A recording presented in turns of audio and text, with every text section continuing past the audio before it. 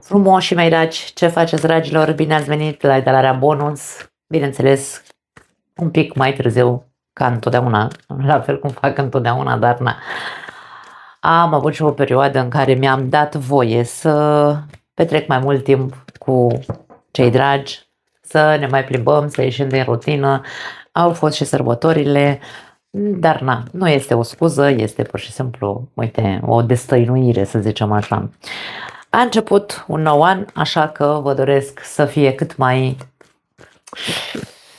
ușor, nu va fi pentru nimeni, însă să fie cât mai să putem să trecem cu bine, da, peste toate evenimentele care ne vor acompania în acest an.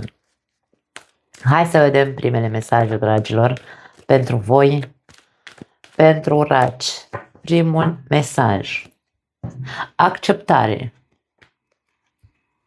timp și repetiție. Foarte interesant. Avem un da aici, un si pentru voi, dragi miraci.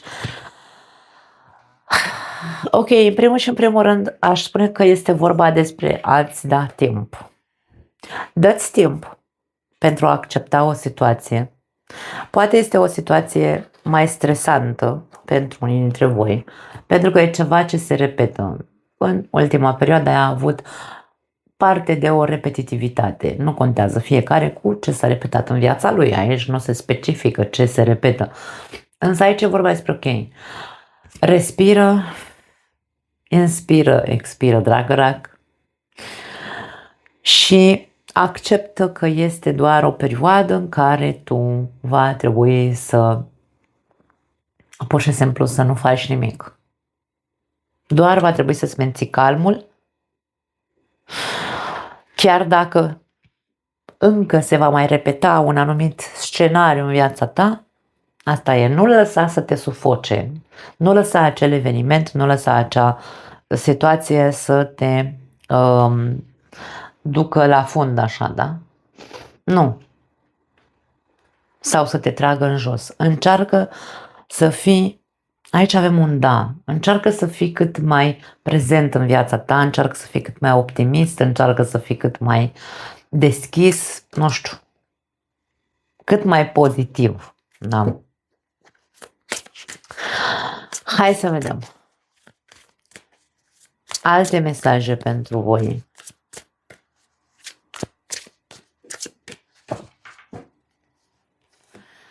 Cinci de bâte. O bună comuniune permite fiecăruia dintre noi să aibă un cuvânt de spus. Ca lucrurile să funcționeze bine în viața noastră, trebuie să învățăm să ne dăm voie să vorbim pe rând. De foarte multe ori cădem în păcatul, și nu doar voi, fiecare, e uman să fie așa, da? Este vorba despre, suntem oameni. Cădem în păcatul de a nu asculta, nu-l asculta și pe celălalt, da? Doar îl auzim că vorbește, dar nu ascultăm cu adevărat ceea ce spune. Sau ascultăm doar pentru a ne apăra sau doar pentru a răspunde. Asta se numește defensivă. Ca noi să avem, ca lucrurile să funcționeze bine în viața noastră, trebuie să învățăm să vorbim, să comunicăm. Ce înseamnă cu adevărat comunicare? Comunicarea înseamnă o schimbare de cuvinte între noi, dar nu doar pentru a pierde timpul, ci pentru a avea o bună comuniune, da? Se spune a avea armonie. Și ca lucrurile să funcționeze bine în viața noastră, trebuie să învățăm că dacă eu am de spus ceva, spun în așa fel încât celălalt să înțeleagă ce am de transmis, și când celălalt spune ceva, eu trebuie să-i dau voie să înțeleg ce vrea să spună. Da? Și dacă nu înțeleg ce vrea să spună, îl mai întreb o dată sau îi cer să-mi explice altfel. Așadar, dacă vreți să aveți o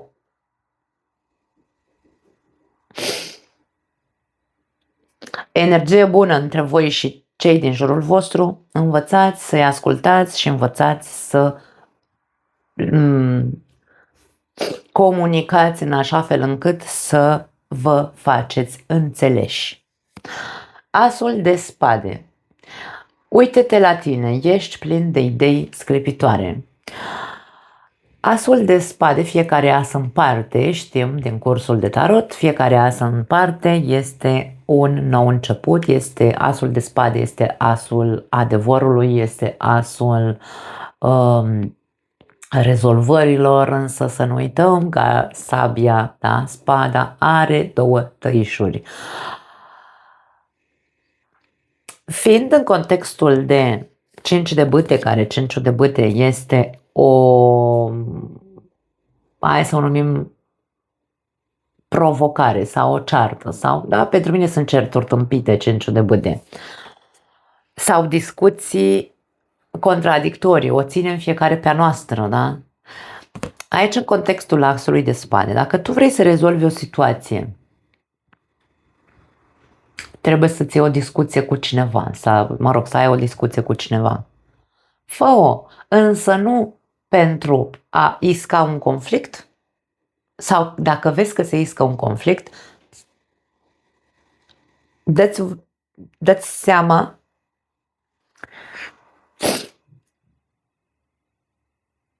pentru că depinde foarte mult de noi, dragii mei. Vrem să continuăm cu tensiunea și conflictul în viața noastră sau vrem să punem punct? Și sunt un nou început. Voi spune lucrurile în altă manieră, în așa fel încât să nu se mai prelungească conflictul, ci să îl rezolv odată. Și asta ține doar de noi. Noi luăm decizia, da? Noi avem ideile, poate că aici spune că ești plin de idei sclipitoare. Tu poți foarte bine să găsești cuvintele potrivite pentru a rezolva această tensiune sau acest conflict care există în viața unora dintre voi. Acest lucru se repetă, poate fi asta ceea ce se repetă.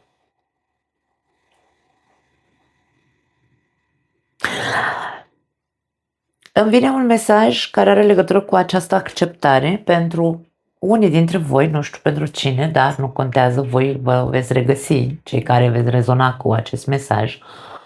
Între acceptare și resemnare este o linie foarte fină. Dacă se repetă o situație în viața ta și te resemnezi pentru că zici eu n-am cum să rezolv situația asta, poate că ar fi timpul să vezi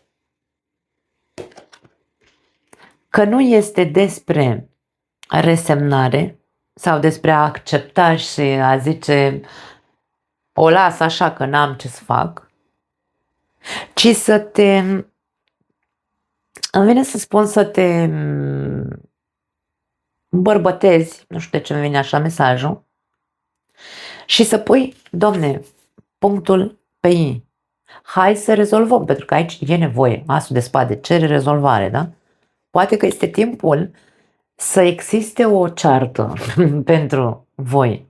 E timpul să existe o tensiune atât de mare încât să ajungem cu asul de spade să zicem trebuie neapărat să rezolvăm pentru că nu se mai poate susține acest lucru. Și în loc să te resemnezi, acționează. Da?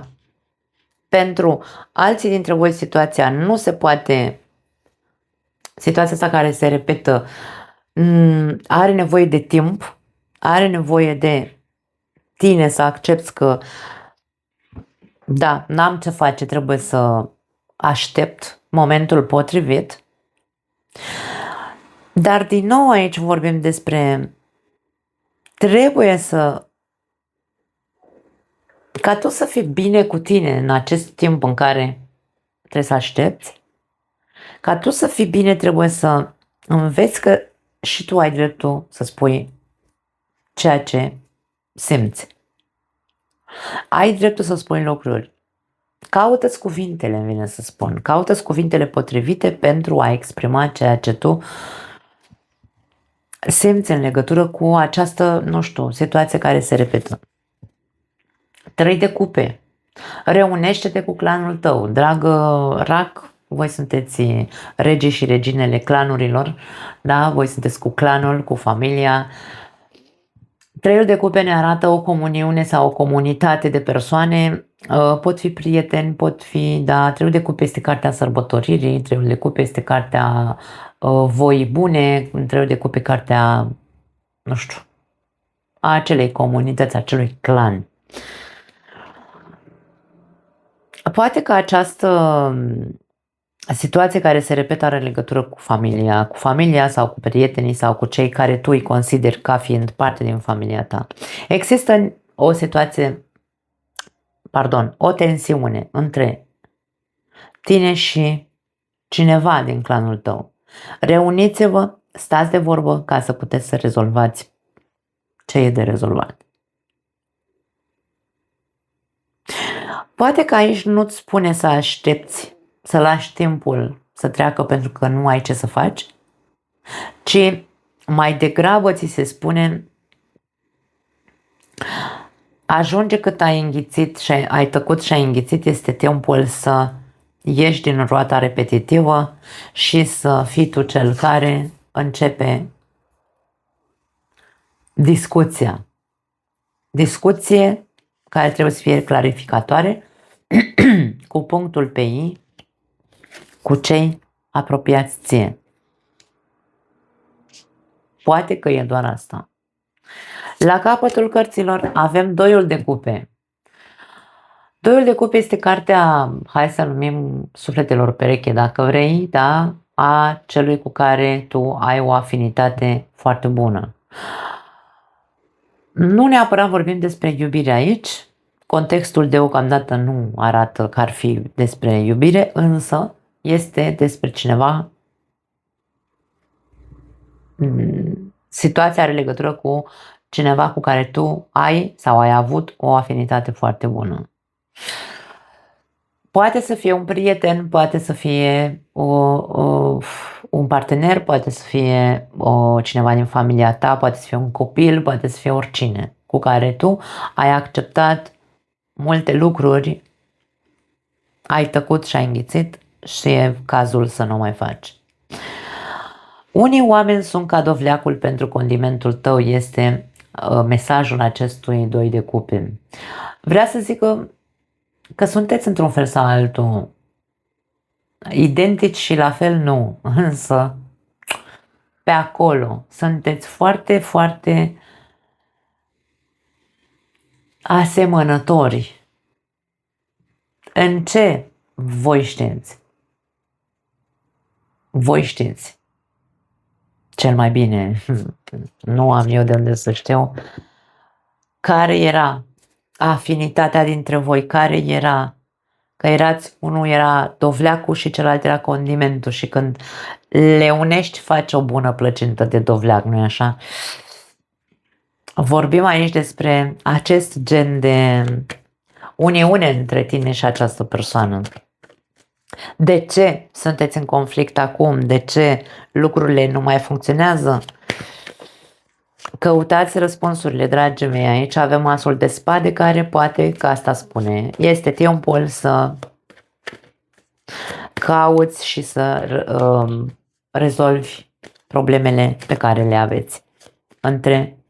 Problemele pe care le ai între tine, care există, între tine și această persoană. Hai să vedem acum iubirea. Ok, s-a întors o carte. Merită să aștepți. Da, aici încearcă să ne spună, cel puțin din punct de vedere al emoționalului, merită să aștepți, sau din punct de vedere al iubirii, da? Merită să aștepți. Avem și timpul aici. Finanțe și job. Ok. Și separare. Poți să iubești fără frică, avem la capătul cărților. Foarte, hai să numim așa, un pic contradictoriu. Pentru cei care aveți o relație și relația este problematică pentru că se repetă o situație în relația voastră, ați fost potriviți până la un moment dat.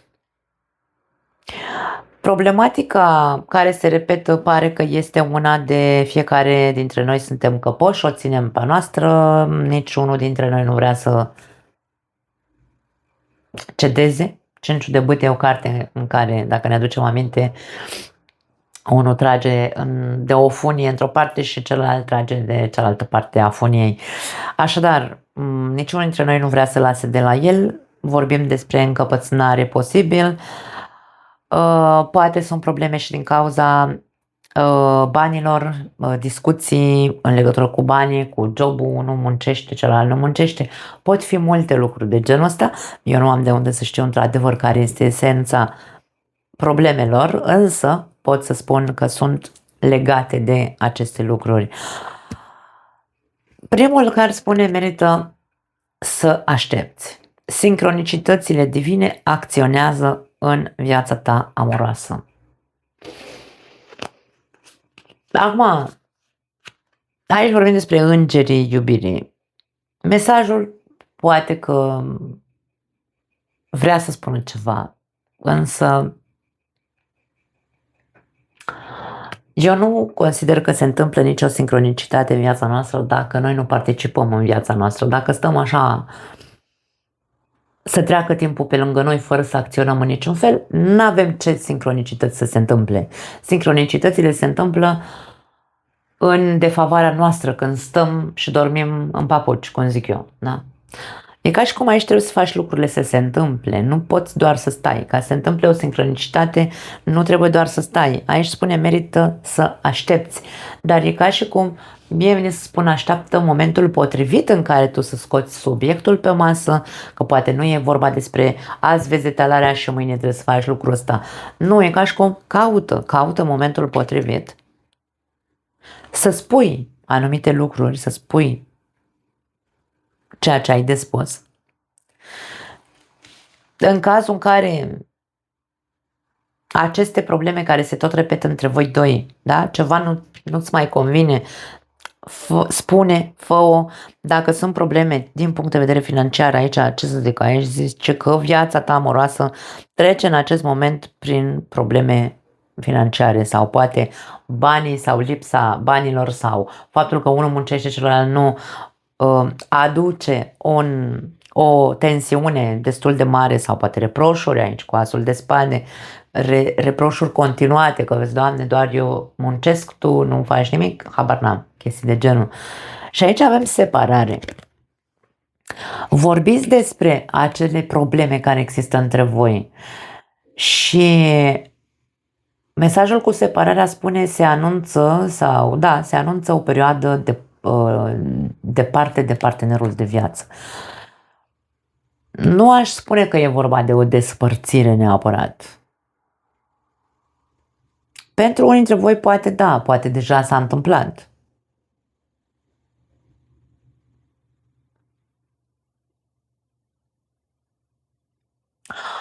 Pentru alții dintre voi poate fi benefică această separare ca să ce? Ca să repetiția o putem vedea și ca un soi de dacă e benefic pentru mine să mă separ de partenerul de viață o perioadă, este pentru ca eu, da, să repet în capul meu tot ce s-a întâmplat în relația mea și să văd, pentru că aici avem reunește-te cu clanul tău, să văd, domne, mă mai regăsesc în această relație, ce s-a întâmplat. Repetiția este mama învățării. În momentul în care eu îmi văd toată viața de cuplu și învăț din toate evenimentele și tot ce s-a întâmplat între noi doi, când am învățat lecția, nu voi mai repeta în altă relație sau nu mai voi repeta aceleași năravuri în relația mea. Nu e rău.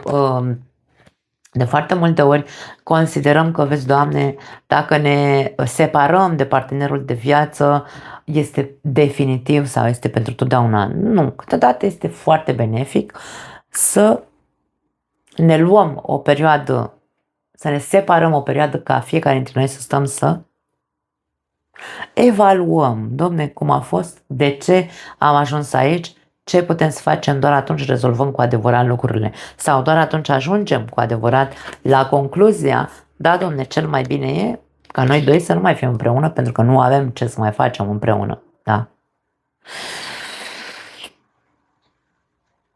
Poți să iubești fără frică, avem mesajul, deschideți inima pentru a oferi și a primi energia cea mai elevată dintre toate. Acum, știm cu toții că iubirea este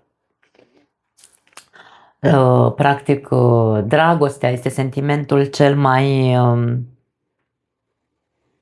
care rezolvă absolut tot în această viață, însă ne este foarte greu să acceptăm ideea că din iubire se fac toate lucrurile, sau cu iubire sau pentru iubire se fac toate lucrurile. Până să ajungem la nivelul în care să înțelegem că iubirea este tot și nu restul lucrurilor, a spune și a face lucrurile cu iubire este cel mai important. Însă, nu pentru a accepta o persoană care nu participă în același fel. Pentru că indiferent că vorbim despre iubire, indiferent că vorbim despre prietenie, indiferent că vorbim despre familie, când vorbim despre iubire, iubirea trebuie să existe în toți. Dacă eu ofer tot ce am mai bun și celălalt văd că nu o face, unde e buba? Adică buba nu este la celălalt, buba e la mine, pentru că eu văd că ăla nu mă tratează cum merit să mă trateze. Da? Și atunci m-am luat și am plecat. Nu stau acolo ca să ce? Ca să sper sau ca să ajung o victimă sau ca să habar n-am.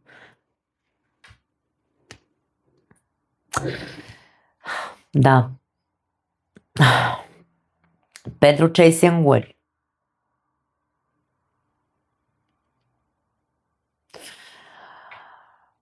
Cei singuri îmi vine să spun că voi trebuie să acceptați ideea că de ceva vreme încoace singurul lucru pe care îl faceți este că repetați un scenariu.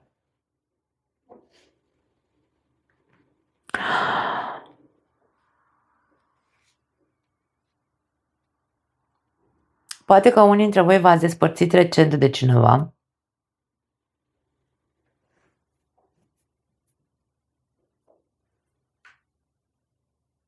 și ca și cum nu acceptați ideea. Sau sunteți foarte supărați pe interior, cumva așa, dar pe Doamne, Doamne, nu doar pe persoana respectivă. De ce, Doamne, mi se întâmplă numai mie? De ce doar eu atrag? Sau de ce numai în viața mea apar nemernici sau nemernice? Aici e ca și cum, ok, stai așa, racule, ca și cum ți se spune, tu poți să iubești fără frică, însă ce-ar fi să observi unde e buba de a atragi tot timpul același gen de ți se repetă, da? Același gen de scenarii din punct de vedere amoros. Ce-ar fi să vezi? Are legătură cu, dau un exemplu, critica. Critica, răceala, ești tăios, nu lași pe celălalt să spună dacă tu nu accepti părerea, da? Nu sunteți cumva pe aceeași undă de gândire, îi tai macaroana foarte repede.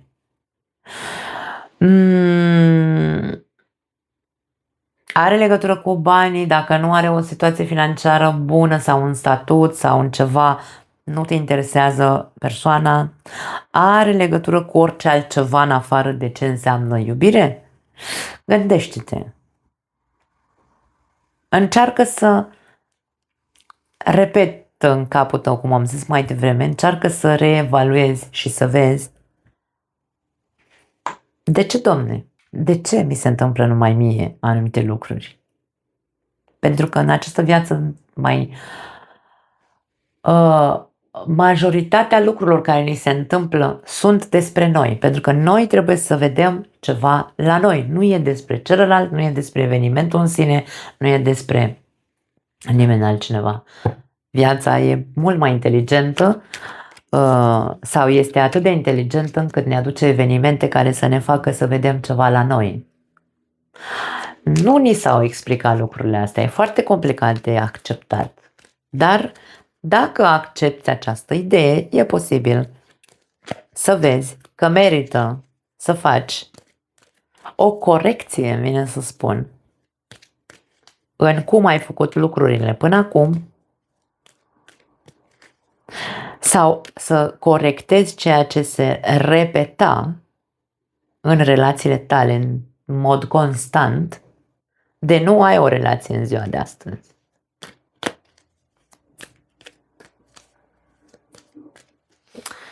Mai departe, avem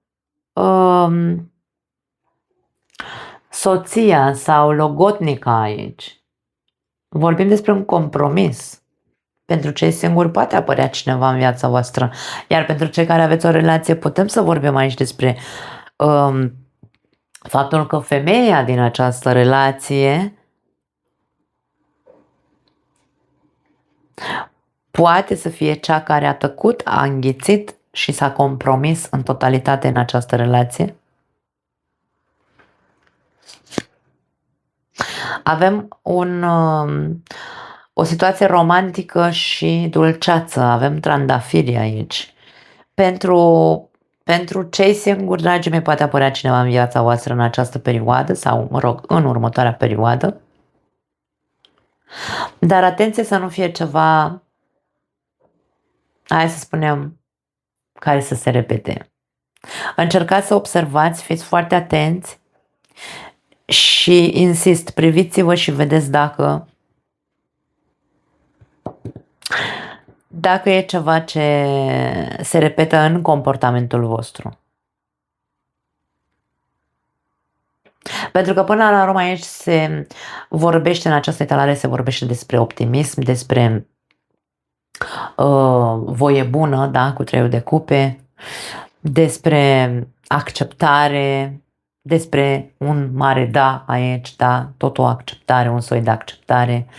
Avem un 2 de cupe, poate fi vorba despre o persoană complementară cu care tu poți să ai o afinitate foarte bună. De ce vorbim de lucruri pozitive? Cine vrea să vadă doar negativul, nu e problema mea. Și avem ușa, oportunități și casă.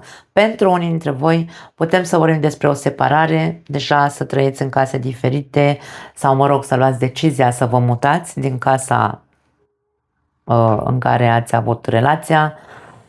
Pentru cei care aveți o relație, aș spune că este pentru unii dintre voi doar, pentru cei care, asta e, conflictele au fost constante,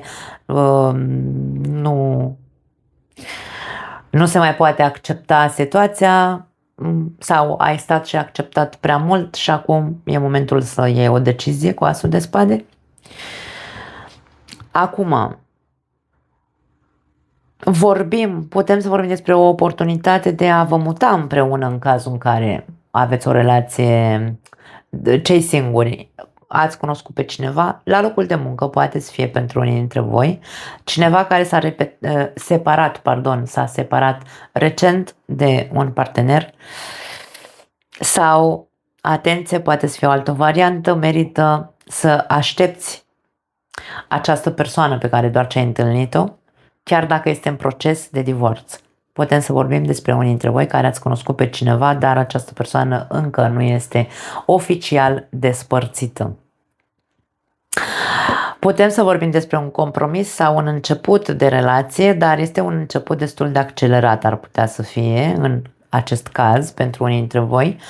Un început accelerat în care inclusiv să vă mutați împreună foarte repede. Dacă e vorba de foarte multă viteză aici, eu aș spune că aici este despre conștientizare că probabil veți ajunge în același punct cu această persoană, chiar dacă aici vorbim despre un 2 de cupe. Veți repeta o situație, unii dintre voi. Și avem dintele, control și schimbare. Poate că unii dintre voi aveți nevoie de control, alții dintre voi aveți nevoie să faceți foarte mari schimbări. Alții dintre voi aveți nevoie să plecați de acasă, să vă mutați, să rupeți relația. Alții dintre voi aveți oportunitatea să începeți o nouă relație, însă acea persoană să fie într-o relație încă neterminată. Sunt multe, ar putea fi multe de spus, însă mă opresc aici.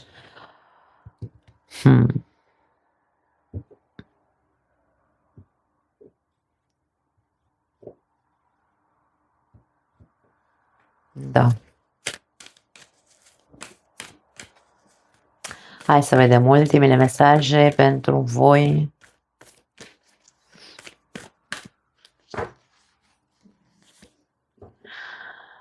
Meriți zahăr, nu sare. Bineînțeles, și tu, și eu, și toată lumea avem dreptul să avem o viață ușoară. Merităm să fim fericiți, nu merităm să avem o viață urâtă. Ideea este că, așa cum am spus și la Gemeni, viața nu este complicată. De foarte multe ori ne o complicăm singuri. Pentru că nu luăm decizii când trebuie, pentru că acceptăm prea multe măgării, pentru că puncte, sunt foarte multe pentru care ne complicăm viața, da? Sunt foarte multe motive, fiecare avem motivele noastre. Dar nu uita că mereți să fii fericit. Nu ai avut niciodată nevoie de aripi ca să zbori. Ce vrea să spun asta? Că ești o persoană liberă și că poți să alegi să îți trăiești viața cum vrei tu. Sau să alegi ce crezi tu că e mai bine pentru tine. Nu ai nevoie de aprobarea nimănui, da? Și aici avem iartă. Nu știu dacă e vorba de a ierta pe cineva neapărat sau a ierta un comportament. Mie iertarea, știți, așa cum sună cuvântul nu-mi place, pentru că sună foarte mult a sacrificiu, sună foarte mult a, știu și eu, a martirizare și nu. Iertarea e Dumnezeu iartă și atât, da? Iertarea înseamnă eliberare, din punctul meu de vedere. Nu mai accepta, începem cu acceptare și terminăm cu eliberare. Ca și cum se spune, nu mai accepta o anume situație tensionată în viața ta, spune ce ai de spus, eliberează-te de absolut tot ceea ce tu ai nevoie. Dacă aici vorbim despre a te separa sau a divorța sau a... Dacă motivul este, cum spun, situația este atât de complicată și singura decizie cea mai bună este despărțirea, dragii mei, fiecare dintre noi știm când ajungem la saturație și spunem, băi, e clar că mai departe nu mai putem ajunge. Pentru că se tot repetă constant ceva. De ce să nu faci pasul? Da. Eu nu incit la despărțire, atenție că sunt foarte multe persoane care interpretează absolut tot ce spun eu. Nu incit la despărțire. Aici e vorba despre faptul că atunci când vezi că situația nu se mai susține, că nu vorbim de despărțire doar de partenerul de viață, rup relația cu un prieten pe care l-am avut dintotdeauna. De ce? Pentru că se repetă, Doamne, un comportament, o situație, o chestie, o trestie care nu o mai suport. Nu am de ce să o mai suport. Da? Și rup relația. Care este marea problemă? Nu este incitare la despărțire, ca să ne înțelegem. Doar tu, sau mă rog, fiecare dintre noi știm cât se mai poate susține sau nu, cât se mai poate accepta sau nu o anume situație care se repetă. Asta este esența etalării. Avem oglinda aici. Tratează-ți corpul ca palatul care este. E ca și cum respect de sine. Ai respect de sine? Sau te tratezi pe tine așa cum trebuie să te tratezi? Este identic cu respectul de sine, da? Ai grijă de tine, te odihnești, mănânci, gândești clar coerent. Astea sunt. Asta este mesajul final, da? Cam asta e, dragii mei. Wow, nu mai am altceva pentru voi. Vă pupăcesc, ne vedem la comentarii sau, mă rog, ne auzim la comentarii sau ne vedem în următorul material. Vă pup! Ceau!